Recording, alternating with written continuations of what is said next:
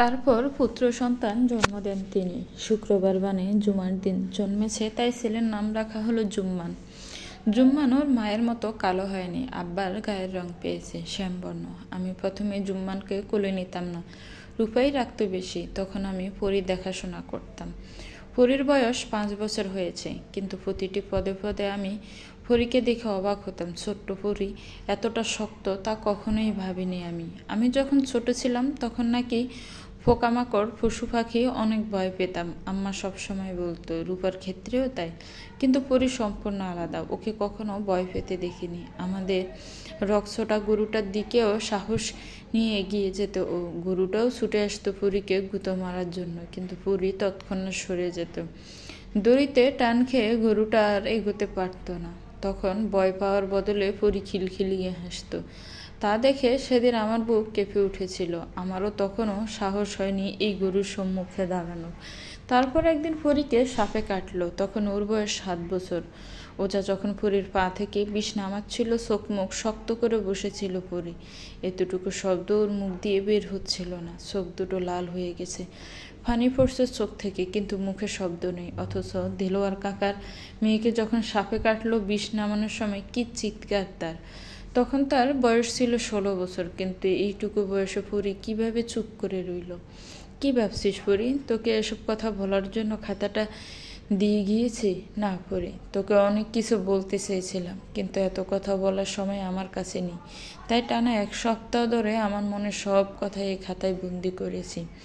তুই বড্ড কঠিন মানুষ পরী, তোর মনে আমরা 2 বোনও আমার জন্যই ভালোবাসা আছে। এছাড়া বাকি সবাইকে তুই ঘৃণা করিস, আমি তা বেশ বুঝতে পারতাম। 7 বছর বয়সে আব্বার জন্য যে ঘৃণা দেখেছি, সেই ঘৃণা আমিও আব্বাকে করতে পারিনি। জানি না জুম্মানকে তুই আদৌ ভালোবাসিস কিনা, তবে ছোট্ট ছেলেটা একটু ভালোবাসা দিস।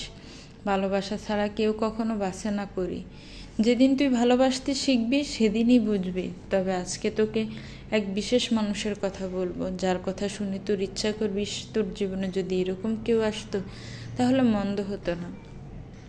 অবশ্য তাকে এতদিন তুই চিনে ফেলেছিস, কিন্তু দেখেছিস কি না জানি না। সে হলো রাখাল। নামটা রাখাল হলেও সে রাখাল ছিল না, সে শুধুই আমার রাখাল, একান্তই আমার। স্কুলে পড়াকালীন বইতে কবিতা পড়তাম, রাখাল বাজায় বাঁশি কেটে যায় বেলা। কিন্তু আমার রাখাল বাঁশি বাজাতে পারতো না, গরু ছাগলও চড়াতো না, কিন্তু তবুও সে রাখাল, আমাদের গ্রামের রাখাল রাজা। তবে পরেরটুকু আর পড়া হলো না পরীর। তার আগে কোনো একটা শব্দে সেদিকে তাকালো সে। এখন রাত অনেক, শুধু বৃষ্টির শব্দ আর ব্যাঙের ডাক শোনা যাচ্ছে। তবে পরিবেশ বুঝতে পারছে যে অন্তর্মহলে কোনো নতুন পুরুষের আগমন ঘটেছে। এই বিষয়ে বরাবরই পরী সচেতন। ভেতরে কোনো নতুন মানব আসা মাত্রই পরী তা টের পেয়ে যায়। খাতাটা বন্ধ করে হারিকেনের আঁচ কমিয়ে উঠে দাঁড়ালো সে। পালঙ্কের পেছন থেকে মোটা লম্বা লাঠিটা বের করলো। এই লাঠি দিয়েই ছোটবেলায় সে চর্চা করত, এখনও করে। বলতে গেলে লাঠি চালনায় খুব পারদর্শী পরী। সময় পেলে লাঠি চালাচালি করে শুরু করে দেয় সে। অন্ধকার থাকায় মুখটা ডাকতে হলো না পরীর, কারণ সে জানে এই মুহূর্তে করে চোর ঢুকেছে এবং চোর অন্ধকারেই চুরি করে। পরী তাই লাঠি হাতে বেরিয়ে পড়ল। প্রথমে গেল রান্নাঘরে, সেখানে গিয়ে সে চুপি চুপি কুসুমকে ডেকে তুলল। তারপর একটা গামছা নিয়ে বেরিয়ে গেল। অন্ধকারে লাঠি চালিয়ে রক্তাক্ত করে দিল চোরকে। পুরো মুখে গামছা জড়িয়ে দিয়ে উঠোনের কোণের পেয়ারা গাছের সাথে বেঁধে দিল। ঘটনাটা কেমন যেন তাড়াতাড়ি ঘটে গেল। বৃষ্টিতে ভিজে গেলেও যেন শীত লাগছে না পরীর, শরীর আরও গরম হয়ে আসছে। সেটা কি রাগে? বেশি ঘাটাঘাটি না করে পোশাক বদলে ঘুমিয়ে পড়ল সে। সকাল হতে সারা গায়ে ডোল পড়ে গেল। কাল রাতে জমিদার বাড়িতে চোর এসেছিল এবং পরী চোরকে ধরে ফেলে, আর আজকে চোরের বিচার হবে। এই গুঞ্জনে কেউই করে থাকতে পারল না। নৌকার বেলায় চোরের সোজা জমিদার বাড়িতে হাজির হলো। সবার আগ্রহ চোরের বিচার দেখায়। সবাই ভাবছে চোরের এত সাহস হলো কিভাবে যে জমিদার বাড়িতে হানা দেয়। সারা রাত ঘুমাতে না পেরে মাথা ব্যথা করছে পালকের। মিষ্টি আর রুমিরও একই অবস্থা। বাইরে লোকজনের আওয়াজ পেতেই ওরা বুঝলো যে বিচার আরম্ভ হতে চলেছে। তাই ওরা ঘর ছেড়ে বের হলো। একটু এগোতেই মুখোমুখি হলো আবির জানে। তিনি বললেন, কই যাও তোমরা? বিচার দেখতে? রুমি মাথা নাড়িয়ে হাঁ বলতে তিনি বাজখাই গলায় বললেন, বেড়াগোর সামনে যাও তো, মাথায় কাপড় কই, মাথায় কাপড় দেও তাড়াতাড়ি। কোনো রকমের তিনজন মাথায় কাপড় টেনে অন্দরমহল থেকে বের হয়ে গেল। বাইরে এসে দেখলো অনেক মানুষ সেখানে, এক পাশে মহিলারা আরেক পাশে পুরুষ। পালক ভিড়ের মধ্যে নাইমকে খুঁজতে লাগলো, কিন্তু অত মানুষদের মধ্যে খোঁজা কি সম্ভব? এর মধ্যে আফতাবউদ্দিন এসে চেয়ারে বসলেন, সাথে আখিরও। এছাড়া গ্রামের কয়েকজন মুরব্বীও আছেন। চোরকে টেনে আনলো দুজন লোক। গামছাটা সরিয়ে মুখ দেখাতে সবাই অবাক হয়ে গেছে। এ তো উত্তর পাড়ার কানাই, ওর এত বড় সাহস হলে কিভাবে? আফতাবউদ্দিন গোমরা মুখে কানাইকে জিজ্ঞেস করলো, তুই আমার বাড়িতে চুরি করতে এলি কোন সাহসে? তাও আবার অন্দরমহলে ঢুকেছিস? কানাই কোনো জবাব দিল না। রাতভর বৃষ্টিতে ভেজায়, এখন জ্বরে কাঁপছে, মুখ থেকে কথা বের হচ্ছে না।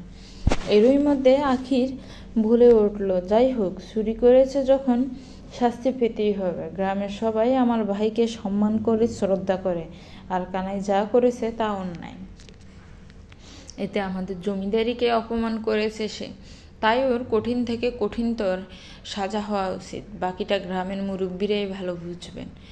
বলেই সবার দিকে দৃষ্টি মেলল আখির। ফালক, মিষ্টি আর রুমি যেন প্রাণ ফিরে পেল। নাইমরা তাহলে নিরাপদ, কিন্তু ওরা এখন কোথায়? ফালক দৌড়ে ভেতরে চলে এলো, ওর পিছু পিছু মিষ্টি রুমি এলো। বৈঠক ঘরে পেরিয়ে ঢুকলো নাইমের ঘরে। ওরা রেডি হচ্ছিল। ফালক গিয়ে প্রশ্ন ছুড়ে দিল, তোরা এখানে বাইরে কি হচ্ছে জানিস কিছু? নাইম জুতার ফিতা বাঁধছিল। ফালকের কথায় এক ফালক সেদিকে তাকিয়ে আবার ফিতা বাঁধতে বাঁধতে বলল, শুনলাম চোর ধরা পড়েছে, তাই আর বের হইনি, ভেবেছি একসাথে রেডি হয়ে বের হব। রুমি ফালককে ঠেলে ওর জায়গায় দাঁড়িয়ে বলল, ছোটা কে ধরেছে জানিস? পরি। পরি নামটা শুনে চমকে তাকালো নাইম। শেখর শার্টের বোতাম লাগাতে লাগাতে এগিয়ে এসে বলল, পরি ধরেছে? সর সর, গিয়ে দেখি কেমন চোর ধরেছে আমাদের পরি। মিষ্টি শেখরের কলার চেপে ধরে ওকে থামিয়ে দিয়ে বলে, ছাগল কোথাকার, আমরা কত বেয়ে পেয়েছি জানিস? ভেবেছিলাম তোরাই বুঝি ধরা খেলি। শেখর কলার ছাড়িয়ে শার্ট ঠিক করতে করতে বলল, রাতে যে বৃষ্টি হয়েছে, বের হতাম কিভাবে? ঘুম পেয়ে গেল তো তাড়াতাড়ি। নাইম উঠে সোজা বাইরে চলে গেছে। বাকি সবাই বিচারে গিয়ে উপস্থিত হলো।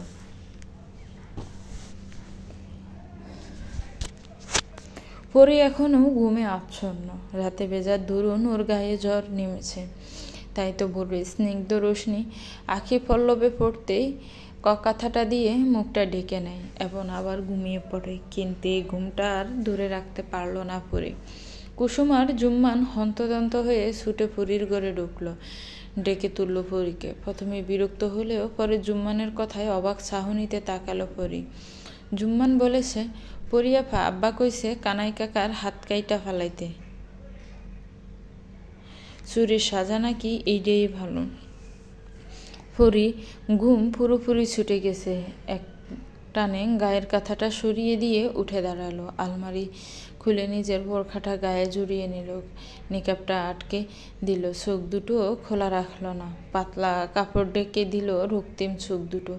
তারপর সিঁড়ি বেয়ে নিচে নেমে এলো। অন্দরমহল থেকে বের হয়ে যেই না বৈঠক ঘরে ফেরুতে যাবে, তখনই বাদশাদে মালা মেয়ের হাত টেনে ধরে বলে, কই যাস?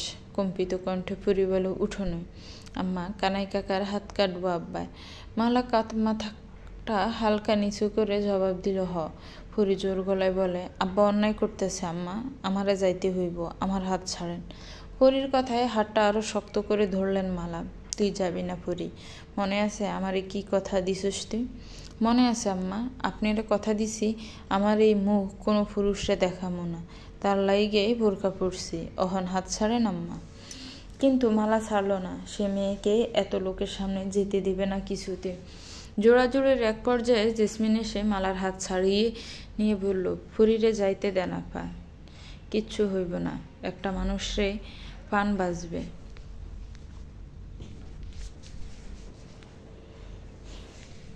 অতঃপর জেসমিন মাথা দুলিয়ে পরীকে যেতে বলল। এই প্রথম পরী কৃতজ্ঞতার সহিত তাকালো জেসমিনের দিকে। তারপর ছুটে গেল বিচার সবাই। এদিকে ওদিক না তাকিয়ে পরী এক দৌড়ে গিয়ে আফতাবের পাশে দাঁড়ালো। মেয়েকে এমন সময় কল্পনাও করেনি আফতাব। আর চোখের সামনে বসা মুরব্বীদের দিকে তাকিয়ে নিজের মেয়েকে বললেন, তুমি এখানে ঘরে যাও। পরী অত্যন্ত নমনীয় কণ্ঠে বলে, এখানে অন্যায় হইতেছে আব্বা, আর যেখানে অন্যায় হয় সেইখানে আমি থাকি, তা আপনি জানেন। আক্তার উত্তর দিলেন না, তবে আখির বলল, কি অন্যায় পরী?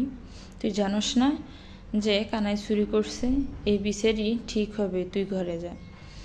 ঘৃণা দৃষ্টিতে আখিরের দিকে তাকালো পরী, কিন্তু চোখ দুটো নেকাবের আড়ালে থাকায় তা আখির দেখতে পেল না।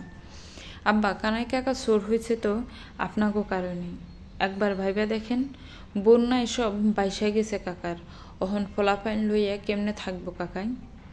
আপনারা যদি সাহায্য করতেন তাইলে তো কাকাই চুরি করতে আইতো না। পরীর কথায় চুপ করে রইল আফতাব সহ সব মুরব্বীরা। কথাটা পরী ঠিকই বলছে, এই বন্যায় তো কারোরই কাজ নেই, ভরসা করার মতো তো ওদের একজনই আছে, সেটা হলো আফতাব। আফতাবের উচিত ছিল গ্রামের সবার খেয়াল রাখা।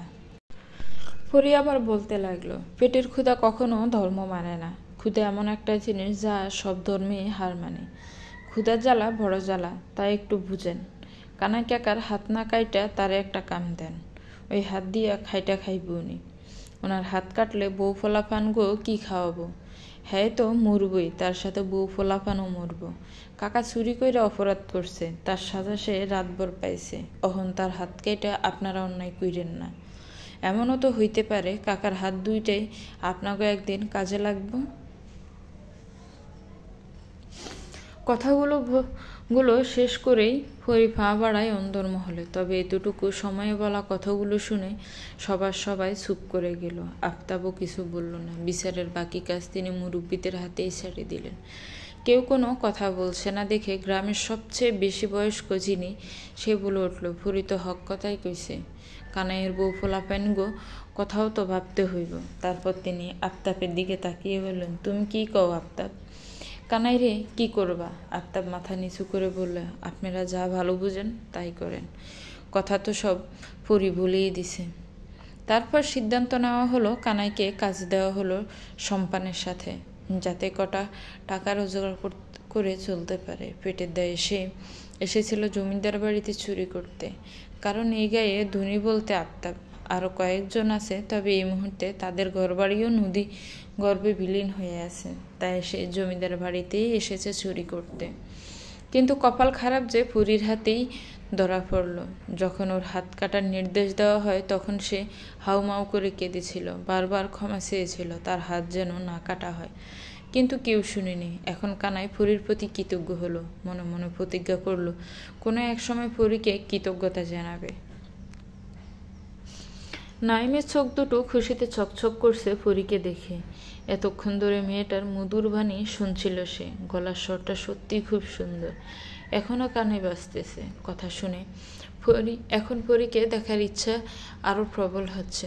তবে পরীর কথাগুলো বেশি মুগ্ধ করেছে ওদের। শেখর নাইমের কাঁধে হাত রেখে বলল, এই মেয়েকে দেখা অত সহজ হবে না নাইম, আশা দেখছি এখানেই ছাড়তে হবে, না হলে আশার জালে আমরাই পেছাবো। ঠোঁটের কোণে হাসি ফুটিয়ে নাইম বলল, এখন মেয়েটাকে দেখার ইচ্ছা আরও গভীর হলো। প্রাথমিক বিদ্যালয়ে না গিয়ে আজকে ওরা জমিদারের বাগান বাড়িতে গেল। সেখানেও অনেক মানুষের উপস্থিতি, তবে বেশ কয়েকজন একটু বেশি অসুস্থ, তাই তাদের স্থায়ী একটা হাসপাতালে নেওয়ার ব্যবস্থা করতে বলল ওরা। এরই মধ্যে আরেকটা নৌকা এসে পাড়ে ভিড়ল। সেখান থেকে কয়েকজন লোক বেরিয়ে আসলো। তারা চারিদিকে চোখ বুলিয়ে এগিয়ে গেল নাইমের কাছে। সবার সামনে দাঁড়িয়ে থাকা লোকটাকে দেখে নাইম কিঞ্চিত হেসেই এগিয়ে গেল। লোকটা সবিনয়ে হাত মিলানোর জন্য হাত বাড়িয়ে দিল। বিপরীত দিক থেকে নাইমও হাত বাড়িয়ে দিল এবং বলল, সেদিন আপনার নামটা জানা হয়নি আর নিজেরটাও বলা হয়নি। ব্যস্ততা দুজনেরই ছিল। যাই হোক, আমি নাইম আহমেদ। বিপরীত মুখে দাঁড়িয়ে থাকা ব্যক্তিটাও হেসে জবাব দিল, শায়ের। নামটা শুনে নাইমের চোখ দুটো হালকা ছোট হয়ে এলো। বলল, শুধু শায়ের? লোকটা আবারও হাসলো, অদ্ভুতভাবে তাকিয়ে থেকে বলে উঠল, শেহরান শায়ের। আশা করি এবার বুঝতে পেরেছেন।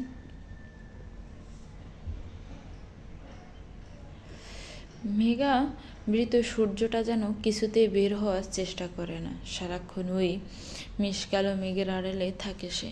একটু দেখা দিলে কি এমন ক্ষতি হয় তার? উল্টো দেখা না দিয়ে কত মানুষের ক্ষতি করে দিল। এইসব ভাবনা আপন মনেই ভেবে চলছে পরি। জানালার ধারে জলছকি ফেতে বাইরের দৃশ্য আপন মনে দেখছে পরি। হাতের উপর হাত রেখে তার উপর মাথা দিয়ে স্থির চিত্তে দেখে যাচ্ছে আজকের মেঘমালা।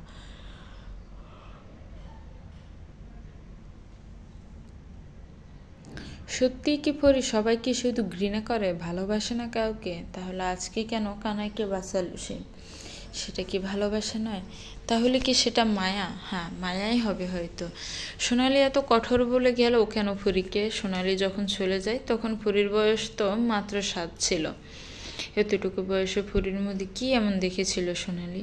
সব প্রশ্নের উত্তরে খাতাটাই পাবে সে। কিন্তু এখন আর পড়তে ইচ্ছে করছে না পরীর। কানাইয়ের জন্য খুব খারাপ লাগছে। যদিও কানাইকে সাজা দেওয়া হয়নি, তবুও ভালো লাগছে না পরীর। বারবার সোনালির কথায় মাথায় আসছে আফতাবের বড় মেয়ে সোনালি।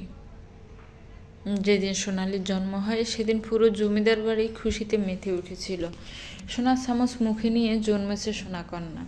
দেখতে যেমন সুন্দরী তেমনি গায়ের গড়ন। তাই এই সোনাকন্যার নাম রাখা হয় সোনালি। প্রথম মেয়ে বলে সবাই আহ্লাদি করে রাখত সোনালিকে। বাড়ির বড় মেয়ে বলে কোনো শখ অপূর্ণ রাখেনি সোনালি। সবসময় সবার কোলে কোলেই থাকতাম। বড় হবার পর সবার প্রিয় পাত্রী হয়ে ওঠে সোনালি। পদ্ম আঁখি পিয়ংদবা পাঞ্চঞ্চল যেন এই মেয়েটিকে ভোলা যায়। সবসময় হাসি খুশি আর সবার সাথে সুন্দর ব্যবহার করতো সে। গ্রামে একটা স্কুলে পড়তে, তবে সব শিক্ষকদের পছন্দের তালিকায় সোনালি সবসময়ের জন্য জায়গা করে নেয়। কিন্তু এই চঞ্চল মেয়েটার মুখে গাম্ভীর্য এনে দেয় সময়। সে যেন সোনালির এই খুশিকে মানতে পারেনি। হিংসার তাড়নায় সে মেয়েটির মুখ থেকে হাসি কেড়ে নিল। সোনালির 5 বছর বয়সে মালা জন্ম দেন রূপালীর। তখন থেকে জমিদার বাড়িতে কেমন ঘুমট ভাব নেমে আসে। সবাই ভেবেছিল ছেলে হবে, কিন্তু মালা মেয়ের জন্ম দিয়েছে। আবের জানিতে ক্ষুব্ধ হলেন। সাথে আফতাব একটা পুত্র সন্তানের জন্য শেষ করে দিলেন মালার প্রতি তার ভালোবাসা। মায়ের প্রতি অবহেলা দেখে সোনালির কোমল হৃদয় কেঁদে উঠল। বাবাকে আস্তে আস্তে ঘৃণা করতে শুরু করলো। তবে সেই ঘৃণা কখনোই আফতাবের সামনে প্রকাশ করতো না সে। নিবরে নিবৃতে চোখের পানি ফেলতো। ভাবতো নিজে অভিশাপ দিতে পারেনি তো কি হয়েছে, ওর চোখের পানি তো অভিশাপ হয়ে দাঁড়াতেই পারে। পরীর জন্ম যেন সবার কাল হয়ে দাঁড়ায়।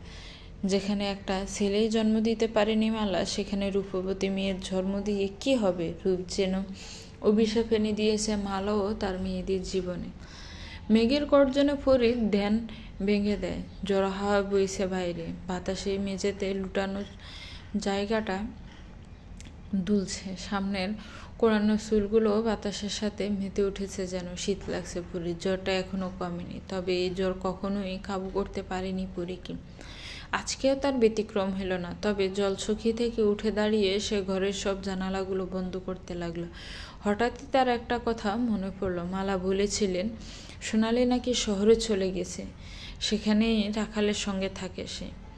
আর ওই মেয়ে ডাক্তারগুলোও তো শহর থেকে এসেছে, যদি ওরা সোনালির কোনো খোঁজ দিতে পারে। এসব ভেবে দ্রুত জানালা বন্ধ করে ঘর থেকে বের হয়ে গেল পরী। এক প্রকার ছুটেই চলে এলো মেহমানদের ঘরের দরজায়। কিন্তু ভেতরে যেতে ওর শরীর কাঁপছে, জ্বরে নয়, একটু অস্বস্তি লাগছে ওর। যদি ওরা সোনালির খবর দিতে না পারে। পরী আস্তে করে দরজায় হাত রাখতে জনাক করে দরজা খুলে গেল। দরজা খোলার শব্দে পালক পেছনে ঘুরে তাকিয়ে পরীকে দেখে অনেক অবাক হলো। রুমি আর মিষ্টি ঘুমাচ্ছে। পালকও ঘুমানোর প্রস্তুতি নিতে যাচ্ছিল। বাগান বাড়ি থেকে ওরা তাড়াতাড়ি চলে এসেছে, কারণ আকাশের অবস্থা ভালো না, জ্বর হওয়ার সম্ভাবনা আছে। তাই ওরা তাড়াতাড়ি চলে এসেছে। দুপুরে খাবার খেয়ে একটু আগে ঘরে এসেছে। রুমি মিষ্টি ক্লান্ত থাকায় ঘুমিয়ে পড়েছে। পরী এগিয়ে এসে পালকের সামনে দাঁড়ালো। ইতিমধ্যে ঘাম ছুটে গেছে পরীর। এমতো অবস্থায় পরীকে দেখে পালক জিজ্ঞেস করে, কোনো সমস্যা পরী? মানে তুমি কিছু বলতে চাও? প্রশ্নটা ঝঙ্কার তুলে দিল পরীর সারা শরীরে। কথা বলতে ওর ঠোঁট কাঁপছে। আচ্ছা, সোনালির সম্পর্কে কিছু জিজ্ঞেস করা ঠিক হবে? কিন্তু সোনালির জন্য বুকটা খুব জ্বালাতন করছে পরী। তাই সে আমতা আমতা করে জিজ্ঞেস করলো, আপনাকে তো শহর থেকে আইছেন। পালক পরীর অবস্থা দেখে এগিয়ে এলো। সামনের জলচকিতে বসে ইশারায় পরীকে বসতে বলে। দুহাতে নিজের ঘাড়ছা খামচা ধরে এগিয়ে গিয়ে বসে পড়ি। পালক মুচকি হেসে বলল, হ্যাঁ, আমরা শহর থেকেই এসেছি।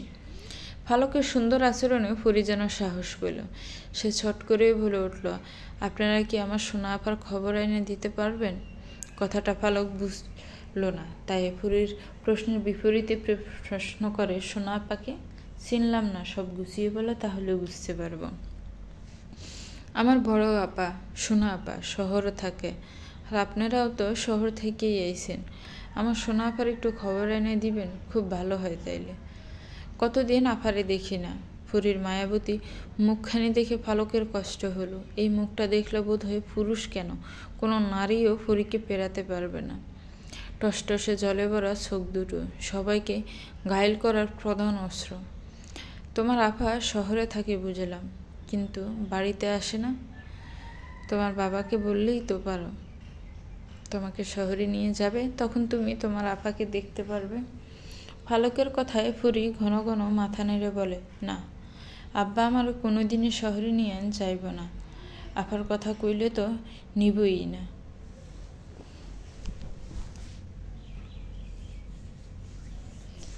কেন, কি এমন করছে তোমার আপা?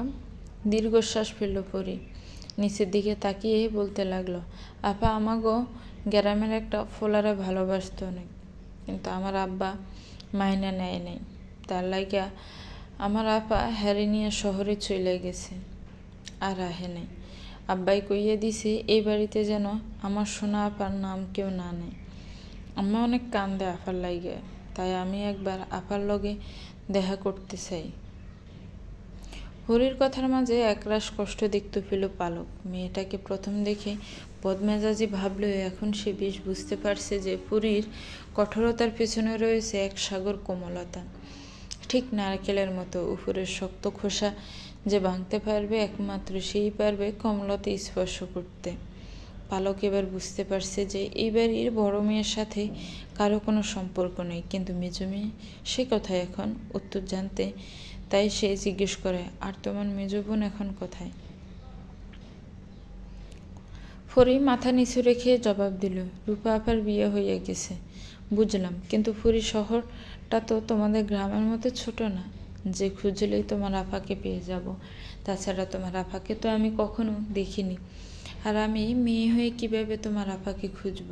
এভাবে খোঁজা তো সম্ভব নয়, তবে চেষ্টা করে দেখব। মনটা খারাপ হয়ে গেল পুরীর। এটার বইয়ে পাচ্ছিল সে, হয়তো ওরা কেউ সোনালির খবর দিতে পারবে না। গোমরা মুখে পুরী বলল, তাইলে কি কোনোদিন আপার খোঁজ পাবে না?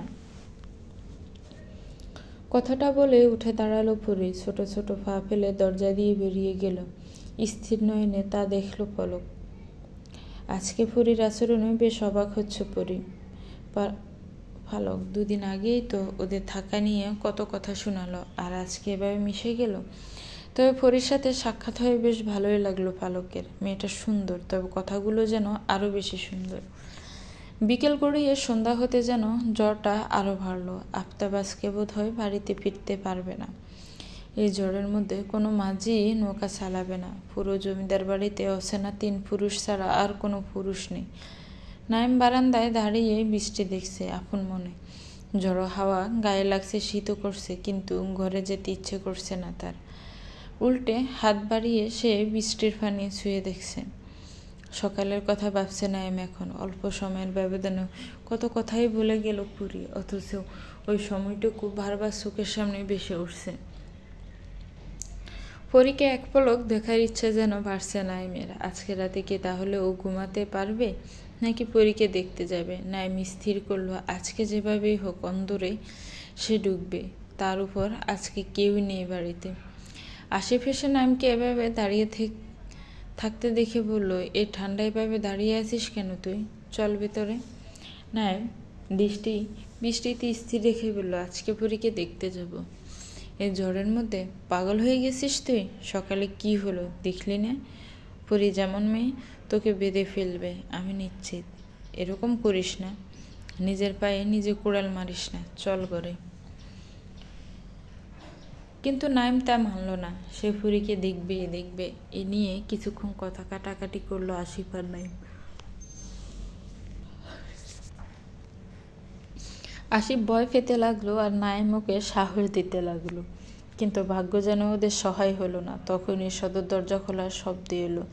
অন্ধকারে একটা অবয়ব দেখতে পেল দুজনে, তবে বুঝতে পারলো না সে কে। তাই ওরা পূর্ণ দৃষ্টি নিবদ্ধ করলো আগন্তুকের দিকে। বারান্দায় হারিকেন জ্বলছিল বিদায় আগন্তুক সেদিকে আগে গেল। সাথে সাথে ব্যক্তির মুখটা স্পষ্ট হয়ে উঠল। অস্ফুট স্বরে নাইম বলে উঠল, আপনি? ঠোঁটের কোণে কিঞ্চিত হাসি ফুটে উঠল শায়েরের। বৃষ্টিতে ভিজে সে একাকার, হাসি মাখা ঠোঁট দুটো কাঁপছে তার। পরনের সাদা পাঞ্জাবি ভিজে ঘায়ের সাথে লিপটে গেছে। নাইম অবাক হয়ে বললে, বৃষ্টিতে ভিজে এলেন কেন আপনি? এ সময় ভেজা ভালো না, জ্বর আসতে পারে। তাড়াতাড়ি পাঞ্জাবি বদলে ফেলুন। শায়ের নাইমের ঘরের মুখোমুখি ঘরটাতে প্রবেশ করে পাঞ্জাবি খুলে আর একটা পাঞ্জাবি পরে নেয়। দড়িতে ঝুলানো গামছাটা নিয়ে মাথার চুলগুলো মুছতে লাগলো সে। আফতাব বাড়িতে নেই বলে শায়েরকে আসতে হলো, না হলে তার ঠেকা পড়েছে এই ঝড়ের মধ্যে আসতে। কোনো মাঝি আসতে চায়নি বিদায় সে নিজে এসেছে নৌকা চালিয়ে, সাথে কাক বেজাও হয়েছে। আফতাবের সবচেয়ে বিশ্বস্ত লোক হলো শেহরান শায়ের, বলতে গেলে ডান হাত। আখিরের থেকে সে শায়েরকে বেশি ভরসা করে। সব কাজের দায়িত্ব একমাত্র শায়েরকে দিয়ে নিশ্চিত হতে পারেন সে। কোনো কাজে আজ পর্যন্ত দেরি করেনি শায়ের। তাছাড়া এর কাজের হাত চমৎকার, বলতে গেলে যেখানে হাতে সেখানেই সোনা পায়। এজন্য আফতাব একটু বেশি স্নেহ আর বিশ্বাস করে শায়েরকে। এমনকি শহর থেকে ডাক্তার আনার জন্য শায়েরের হাত আছে। শায়েরেরই পরামর্শে আফতাব ডাক্তার এনেছেন। শায়েরে বলেছে এতে নাকি আফতাবের নাম বাড়বে, সবাই আরও বেশি বেশি শ্রদ্ধা করবে তাকে। হয়েছেও তাই। সবার মুখে মুখে এখন আফতাবের গুণগান ছাড়া কিছুই শোনা যায় না। নাইমের সঙ্গে শায়েরের দেখা শহরেই হয়েছিল, তবে তা ক্ষণিকের জন্য। তারপর নাইম আর শায়েরকে দেখেনি। সে অন্য শহরে গিয়েছিল, আজই গ্রামে ফিরেছে আর এসে কাজে লেগে পড়েছে। এখন শায়েরের প্রধান কাজ হলো জমিদার বাড়ি রক্ষা করা, যেন বাইরের কেউ এই বাড়িতে ঢুকতে না পারে। কিন্তু এই মুহূর্তে ক্ষুধায় পেট জ্বলছে ওর। কিছু না খাওয়া অবধি সে কিছুই করতে পারবে না। তাই সে ছাতা হাতে বের হলো। অন্দরমহলের দরজায় কয়েকবার টোকা দিল, কিন্তু কেউ সাড়া দিল না। অতঃপর শায়ের কুসুমকে কয়েকবার ডাকতেই কেউ একজন দরজা খুলে দিল। মুখোমুখি হলো ফালক আর শায়ের। ফালককে শায়ের একদমই আশা করেনি, ভেবেছিল বুঝি কুসুম আসবে। শায়ের নিজের বিস্ময়তা বিনা প্রকাশে বলল, কুসুমকে একটু ডেকে দিবেন? হারিকেনটা একটু উঁচু করে ধরে ফালক, এতে শায়েরের মুখটা আর একটু স্পষ্ট হয়। ফালক বলে, কুসুম তো নেই বোধ হয়, বাড়িতে গেছে। তাহলে বড় মা? ফালক একবার পেছনে তাকিয়ে আবার শায়েরের দিকে তাকালো, বলল, ঘরে আছেন। কিছু লাগবে আপনার? আমাকে বলুন। শায়ের অনিচ্ছা প্রকাশ করে বলে, না, বড় মাকে বলুন শায়ের এসেছে, তাহলেই তিনি আসবেন। মাথা নিয়ে হারিকেন হাতে নিয়ে চলে গেল পালক। মালার ঘরে যেতেই দেখলো জেসমিন মালার মাথায় জলপট্টি দিচ্ছেন, আর থেমে থেমে কেসে উঠছে মালা। পালক এগিয়ে গিয়ে বলে, কি হয়েছে ওনার? মুখ তুলে চকিতে তাকালো জেসমিন। বললেন, তুমি এ ঘরে এসেছো কেন? আর আপার বেশি কিছু হয়নি, সামান্য জ্বর, সেরে যাবে, তুমি নিজের ঘরে যাও। পালক শায়েরের কথা বলতে জেসমিন ঘর থেকে বের হয়ে গেল। তার সাথে পালককেও নিজের ঘরে যেতে বলে। ঘরে এসে পালঙ্কে গা লাগিয়ে শুয়ে পড়ে পালক। রুমিয়ার মিষ্টি খাতা কলম নিয়ে হিসাব নিকেশ করছে। এসব ভালো লাগছিল না বিদায় পালক নিচতলায় বারান্দায় গিয়ে দাঁড়িয়েছিল। অন্দরের দরজা ধাক্কার শব্দে সে দরজা খুলল, কিন্তু চোখের সামনে কাঙ্ক্ষিত পুরুষটিকে দেখে যেন মুগ্ধতায় সে বেড়ে দুই নেত্রে। এই নিয়ে তৃতীয়বারের মতো শায়েরের সাথে দেখা হয় তার। প্রথম দেখা হয়েছিল শহরে। অদ্ভুত এই পুরুষটি চোখে আটকে গিয়েছিল পালকের নয়ন জোড়া। অন্য রকমের মাধুর্য আছে শায়েরের চোখে। সুরমা পড়ায় চোখ দুটো সৌন্দর্য বেশি ছড়াচ্ছে। সেখানেই পলক আটকে গিয়েছিল। তারপর আর দেখা হয়নি। আজকে বাগান বাড়িতে দ্বিতীয়বার দেখা হয়। তবে তা দূর থেকে। আর এখন যে এইভাবে শায়েরের সাথে পালকের দেখা হবে তা ভাবেইনি পালক চলবে। তো ভিউয়ার্স, গল্পটা কেমন লেগেছে একটি কমেন্টস করে জানাবেন। গল্পটার পরবর্তী পার্ট চান কিনা তাও কমেন্টস করে জানাবেন। আপনাদের আগ্রহ দেখলে পরবর্তী পার্ট খুব শীঘ্রই দিব। আর আমার চ্যানেলটাকে প্লিজ সাবস্ক্রাইব করবেন। যারা অলরেডি সাবস্ক্রাইব করে রেখেছেন তাদেরকে অনেক অনেক ধন্যবাদ। ভালো থাকবেন, সুস্থ থাকবেন, আমার চ্যানেলের সাথেই থাকবেন। আল্লাহ হাফিজ, আসসালামু আলাইকুম।